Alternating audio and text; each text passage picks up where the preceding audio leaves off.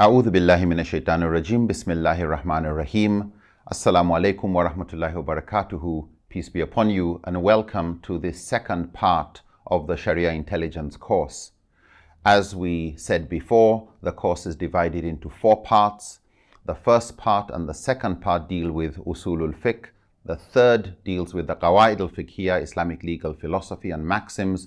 And the fourth part would be looking at the higher intents and objectives of Sharia, the maqasid of Sharia. In this second part, we will be going through various issues, and I just want to present a brief overview, an introduction to what we will be looking at. At the center of what we will be discussing would be the scholars' search for certainty. How scholars try to maximize certainty regarding evidence when it came to the will of Allah. As Muslims, we submit to the will of Allah, but even when evidence is presented for a particular case, how do we get closer to the truth? How do we distinguish between stronger evidence and weaker evidence? We will be looking at the various approaches scholars have taken, because there's a concern about speaking in God's name. There's a concern about saying Allah said when Allah didn't say, that Allah regards this as permissible or prohibited when that is not true. It is very, very dangerous for a Muslim to speak on behalf of Allah without the prerequisite authority, to say something contrary to what Allah says. It is actually considered a form of shirk that the lawgiver says something and you say something to the contrary. It becomes a bid'ah, an innovation, blameworthy innovation in the religion, when you say that this is Islam's position, when it's actually the opposite. It's very common for us to hear people saying, according to Islam, such and such, in Islam, in Sharia. It's important for us to really break that down. What exactly does that mean?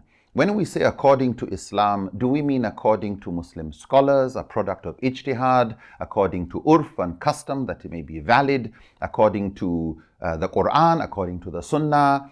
Let's try and have a more nuanced understanding of what exactly is the word of Allah, what are the words of the Prophet, and what is the product of juristic reasoning and ijtihad, where we can agree to disagree.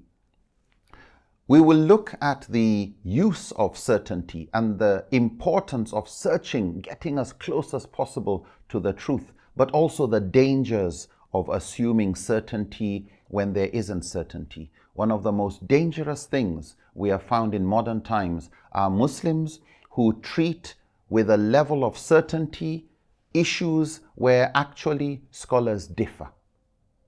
Related to this, we will be looking at fiqh and Sharia, juristic reasoning, law, and revelation. Fiqh is a product of human attempt to get as close as possible to the divine. We will look at the parts of what is called fiqh. Some call that Sharia, though others may give Sharia a more divine meaning coming from the Shari'. But we will look at what is fixed and permanent and what is changing, what is human and what is divine.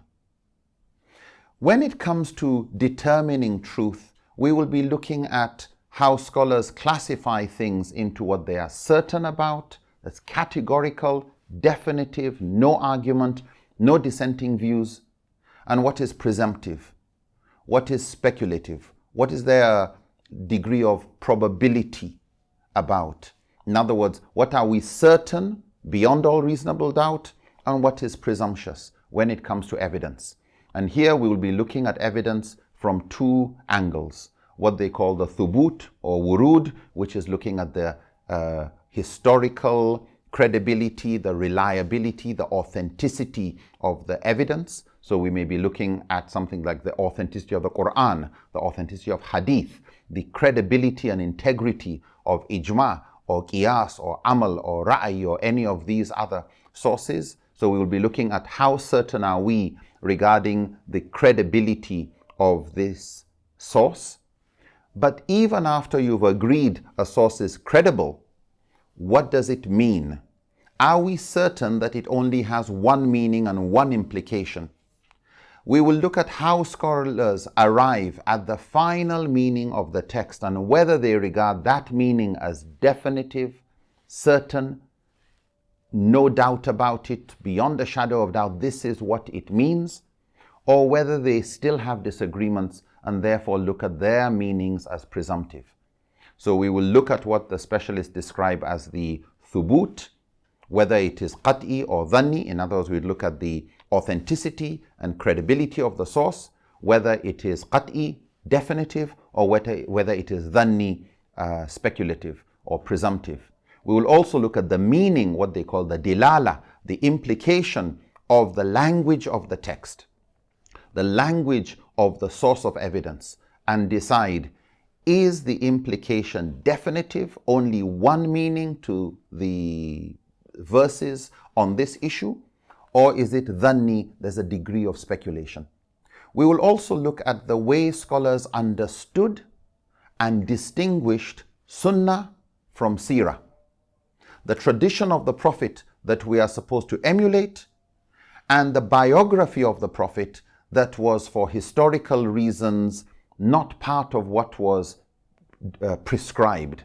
So here we will look within the big umbrella of the Prophet's actions, what he said, what he did, what he approved of, what others did that he approved of, what others said that he approved of. This big umbrella of the Sunnah, to look at what was prescriptive and what was descriptive, what was of eternal relevance for us to emulate, and what was contextual or historical, without denying the possibility of wisdom even from what was descriptive and contextual. But very importantly, to distinguish what had legislative implications and what did not. What did the Sahaba consider we are required and expected to imitate this, and what did they understand this he did, but it didn't have a legislative implication on them. And in the footsteps of scholars like Ibn Qutayba, Imam al-Qarafi, Ibn Qayyim, Imam al-Shawkani, Shah Waliullah, Dahlawi, we would look at how Ibn Ashur, along with other scholars, classified the Sunnah, classified the prophetic intent or the legislative implications of the Sunnah. We will look at the 12 ways he categorized Sunnah and distinguishing those parts of the Sunnah that the Prophet meant for everybody, which he said or did in his capacity as a messenger and a prophet of Allah, and those things that he did in his capacity as a political leader or a judge or a mufti responding to a specific issue, or a mediator and peacemaker, or those that he did in his capacity as a mentor, and those that he did in his capacity as an individual with personal preferences, personal likes, personal dislikes, as other human beings have. I hope, inshallah, you will be able to go through the next part as you have with us. May Allah bless this journey. May Allah continue to increase us in knowledge, and may He forgive us for our mistakes. Jazakumullahu khairan. See you soon. Assalamu alaikum wa rahmatullahi ta'ala wa barakatuh.